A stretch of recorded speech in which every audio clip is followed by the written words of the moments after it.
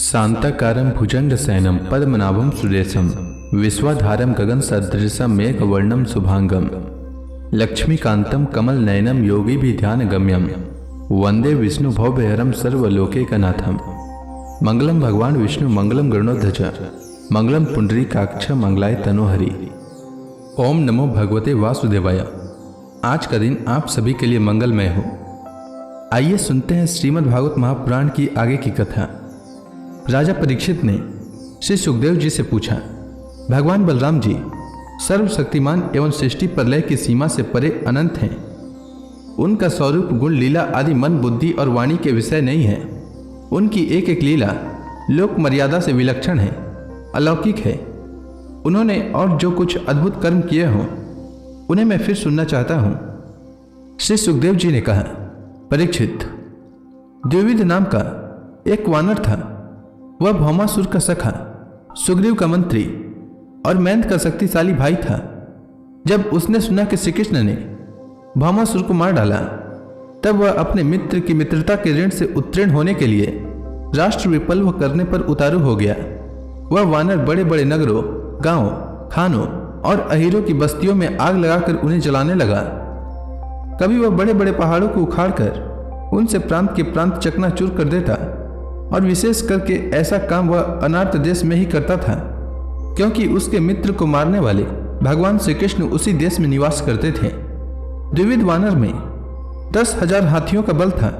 कभी कभी वह दुष्ट समुद्र में खड़ा हो जाता और हाथों से इतना जल उछालता कि समुद्र तट के देश डूब जाते।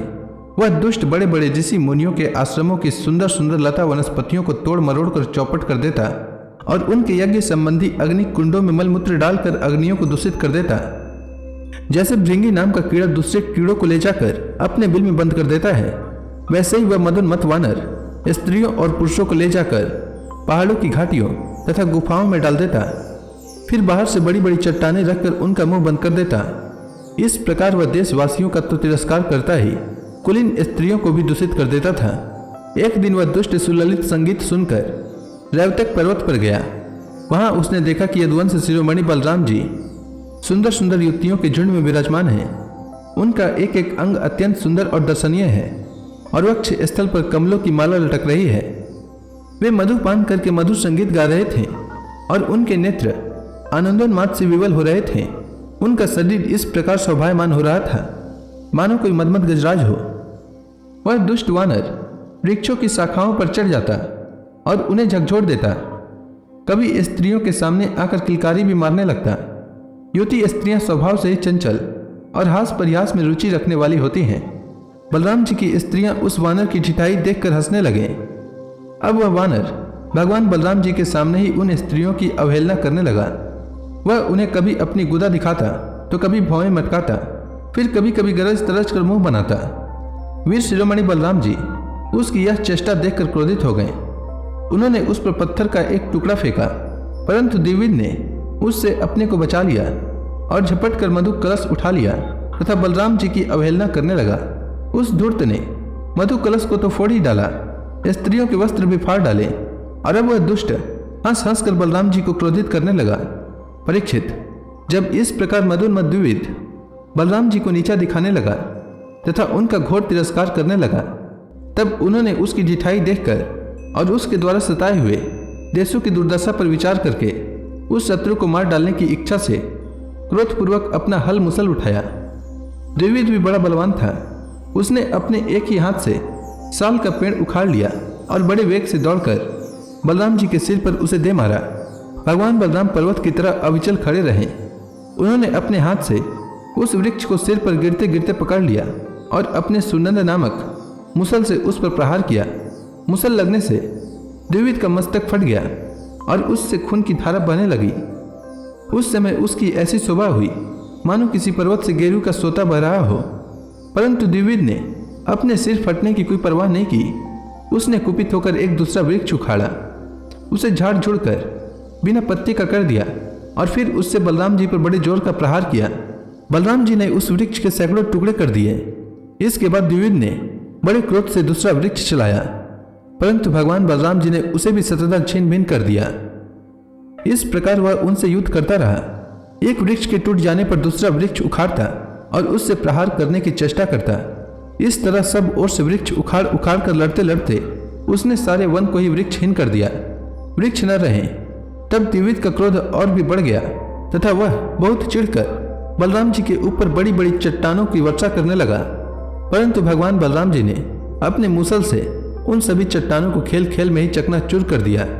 अंत में कपिराज द्विविद अपनी ताड़ के समान लंबी बाहों से घुसा बांधकर बलराम जी की ओर झपटा और पास जाकर उसने उनकी छाती पर प्रहार किया।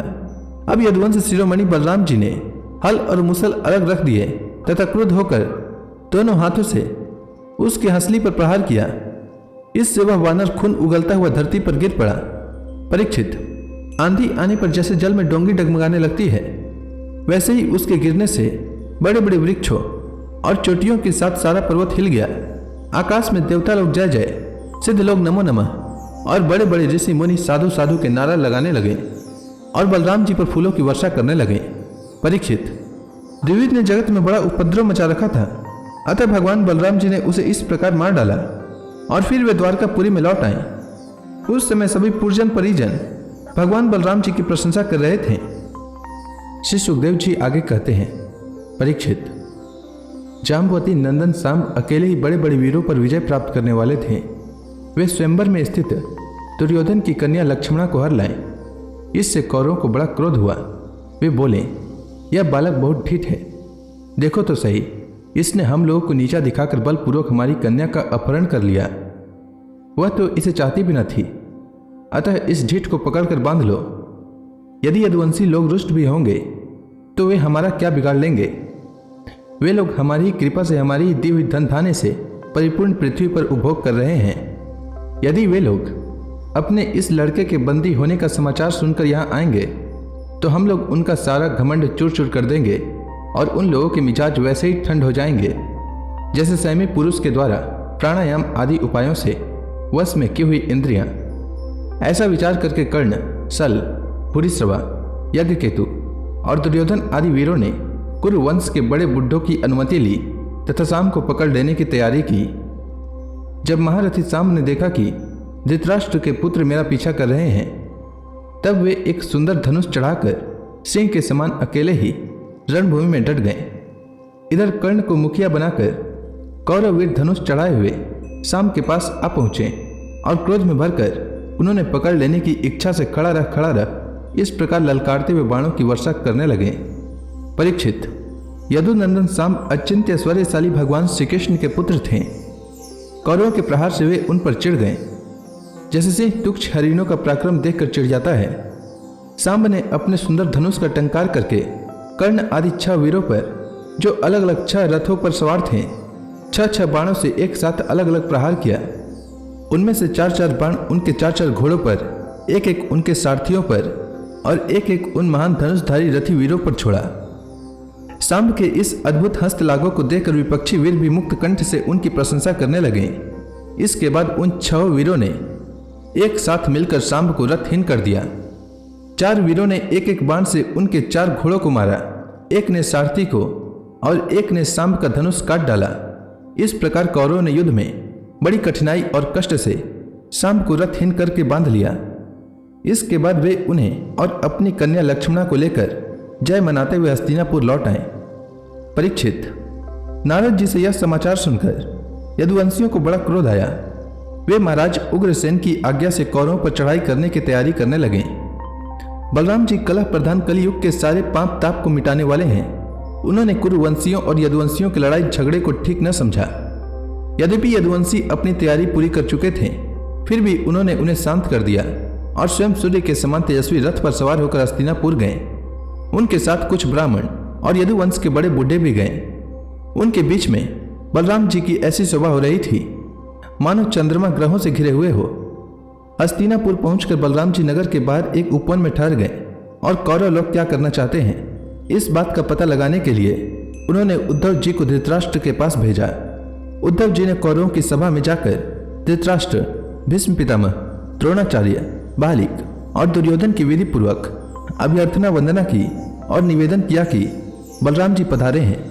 अपने परम हितैषी और प्रियतम बलराम जी का आगमन सुनकर कौरवों की प्रसन्नता की सीमा न रही। वे उद्धव जी का विधि पूर्वक सत्कार करके अपने हाथों में मांगलिक सामग्री लेकर बलराम जी की आगवानी करने चले। फिर अपनी अपनी अवस्था और संबंध के अनुसार सब लोग बलराम जी से मिले तथा उनके सत्कार के लिए उन्हें गौ अर्पण की तथा अर्घ्य प्रदान किया। उनमें जो लोग भगवान बलराम जी का प्रभाव जानते थे उन्होंने सिर झुकाकर उन्हें प्रणाम किया। तदंतर उन लोगों ने परस्पर एक दूसरे का कुशल मंगल पूछा और यह सुनकर कि सब भाई बंधु सकुशल हैं, बलराम जी ने बड़ी दृढ़ता और गंभीरता के साथ यह बात कही। सर्वसमर्थ राजाधिराज महाराज उग्रसेन ने तुम लोगों को एक आज्ञा दी है, उसे तुम लोग एकाग्रता और सावधानी के साथ सुनो और अविलंब उसका पालन करो। उग्रसेन ने कहा है, हम जानते हैं कि तुम लोगों ने कईयों ने मिलकर अधर्म से अकेले धर्मात्मा शाम को हरा दिया और बंदी कर लिया है। यह सब हम इसलिए सह सकते हैं कि हम संबंधियों में परस्पर फूट न पड़े, एकता बनी रहे। अतः अब झगड़ा मत बढ़ाओ, शाम को उसकी नववधू के साथ हमारे पास भेज दो। परीक्षित, बलराम जी की वाणी वीरता, शूरता और बल पौरुष के उत्कर्ष से परिपूर्ण और उनकी शक्ति के अनुरूप थी। यह बात सुनकर कुरुवंशी क्रोध से तिलमिला उठे। वे कहने लगे, अहो, यह तो बड़े आश्चर्य की बात है। सचमुच काल की चाल को कोई टाल नहीं सकता। तभी तो आज पैरों की जूती उस सिर पर चढ़ना चाहती है जो श्रेष्ठ मुकुट से सुशोभित है। इन यदुवंशियों के साथ किसी प्रकार हम लोगों ने विवाह संबंध कर लिया। ये हमारे साथ सोने बैठने और एक पंक्ति में खाने लगे। हम लोगों ने ही इन्हें राज सिंहासन देकर राजा बनाया और अपने बराबर बना लिया। ये यदुवंशी चंवर, पंखा, शंख, श्वेत छत्र, मुकुट, राज सिंहासन और राजोचित सया का उपयोग उपभोग इसलिए कर रहे हैं कि हमने जानबूझकर इन विषय में उपेक्षा कर रखी है। बस बस, अब हो चुका। यदुवंशियों के पास अब राज चिन्ह रहने की आवश्यकता नहीं, उन्हें उनसे छीन लेना चाहिए। जैसे सांप को दूध पिलाना पिलाने वाले के लिए घातक है, वैसे ही हमारे दिए हुए राज चिन्हों को लेकर ये यदुवंशी हमसे ही विपरीत हो रहे हैं। देखो तो भला, हमारी कृपा प्रसाद से तो इनकी बढ़ती हुई और अब वे निर्लज होकर हम ही पर हुक्म चलाने चले हैं। शोक है, शोक है। जैसे सिंह का ग्रास कभी भेड़ा नहीं छीन सकता, वैसे ही यदि भीष्म, द्रोण, अर्जुन आदि कौरववीर जानबूझकर न छोड़ दें, न दे दें, तो स्वयं देवराज इंद्र भी किसी वस्तु का उपभोग कैसे कर सकते हैं। श्री सुखदेव जी कहते हैं, परीक्षित, कुरुवंशी अपनी कुलीनता और भीष्म आदि के बल और धन संपत्ति के घमंड में चूर हो रहे थे। उन्होंने साधारण शिष्टाचार की भी परवाह नहीं की और वे भगवान बलराम जी को इस प्रकार दुर्वचन कहकर हस्तिनापुर लौट गए। बलराम जी ने कौरवों की दुष्टता अशिष्टता देखी और उनके दुर्वचन भी सुने। अब उनका चेहरा क्रोध से तमतमा उठा। उस समय उनकी ओर देखा तक नहीं जाता था। वे बार बार जोर जोर से हंसकर कहने लगे, सच है, जिन दुष्टों को अपनी कुलीनता, बल पौरुष और धन का घमंड हो जाता है, वे शांति नहीं चाहते। उनको दमन करने का, रास्ते पर लाने का उपाय समझाना बुझाना नहीं, बल्कि दंड देना है। ठीक वैसे ही जैसे पशुओं को ठीक करने के लिए डंडे का प्रयोग करना आवश्यक होता है। भला देखो तो सही, सारे यदुवंशी और श्री कृष्ण भी क्रोध से भरकर लड़ाई करने के लिए तैयार हो रहे थे। मैं उन्हें सहने सहने समझा बुझाकर इन लोगों को शांत करने के लिए, सुलह करने के लिए यहाँ आया।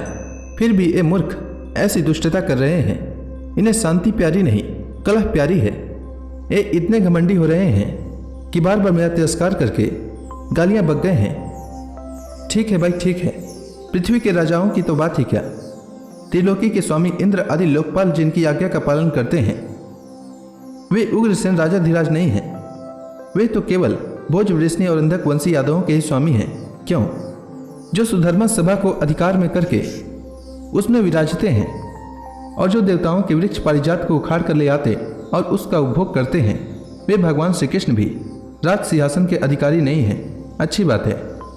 सारे जगत की स्वामिनी भगवती लक्ष्मी स्वयं जिनके चरण कमलों की उपासना करती हैं, वे लक्ष्मीपति भगवान श्री कृष्णचंद्र छत्र, चंवर आदि राजोचित सामग्रियों को नहीं रख सकते हैं। ठीक है भाई, जिनके चरण कमलों की धूल संत पुरुषों के द्वारा सेवित गंगा आदि तीर्थों को भी तीर्थ बनाने वाली है। सारे लोकपाल अपने अपने श्रेष्ठ मुकुट पर जिनके चरण कमलों की धूल धारण करते हैं, ब्रह्मा, शंकर, मैं और लक्ष्मी जी जिनकी कला की भी कला है और जिनके चरणों की धूल सदा सर्वदा धारण करते हैं, उन भगवान श्री कृष्ण के लिए भला राज सिंहासन कहाँ रखा है। बेचारे यदुवंशी तो कौरवों का दिया हुआ पृथ्वी का एक टुकड़ा भोगते हैं। क्या खूब, हम लोग ज्योति हैं और एक कुरुवंशी स्वयं सिर हैं।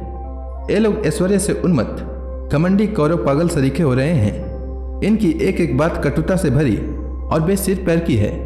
मेरे जैसा पुरुष जो इनका शासन कर सकता है, इन्हें दंड देकर इनके होश ठिकाने लगा सकता है, भला इनकी बातों को कैसे सहन कर सकता है। आज मैं सारी पृथ्वी को कौरवहीन कर डालूंगा।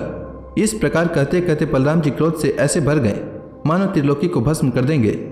वे अपना हल लेकर खड़े हो गए।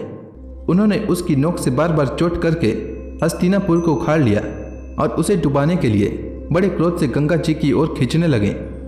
हल से खींचने पर हस्तिनापुर इस प्रकार कांपने लगा मानो जल में कोई नाव डगमगा रही हो।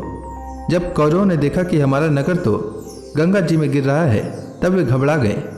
फिर उन लोगों ने लक्ष्मणा के साथ सांब को आगे किया और अपने प्राणों की रक्षा के लिए कुटुंब के साथ हाथ जोड़कर सर्वशक्तिमान उन्हीं भगवान बलराम जी के शरण में गए और कहने लगे, लोकाभिराम बलराम जी, आप सारे जगत के आधार शेष जी हैं। हम आपका प्रभाव नहीं जानते। प्रभु, हम लोग मूढ़ हो रहे हैं, हमारी बुद्धि बिगड़ गई है, इसलिए आप हम लोगों का अपराध क्षमा कर दीजिए। आप जगत की स्थिति, उत्पत्ति और प्रलय के एकमात्र कारण हैं और स्वयं निराधार स्थित हैं।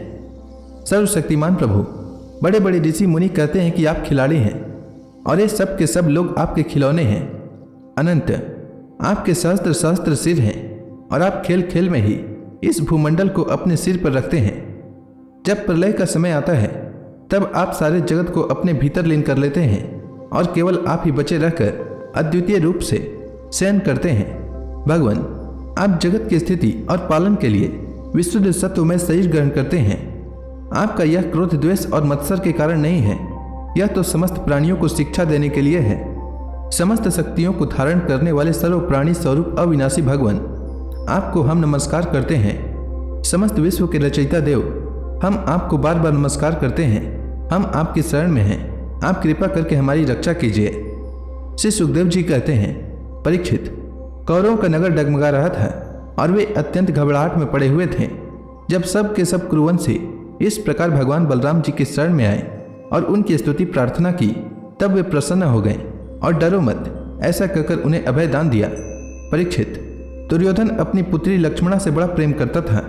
उसने दहेज में 60 वर्ष के 1200 हाथी, 10,000 घोड़े, सूर्य के समान चमकते हुए सोने के 6,000 रथ और सोने के हार पहनी हुई 1,000 दासियां दी। यदुवंश शिरोमणि भगवान बलराम जी ने यह सब दहेज स्वीकार किया और 9 दंपति लक्ष्मणा तथा सांब के साथ कौरवों का अभिनंदन स्वीकार करके द्वारका की यात्रा की।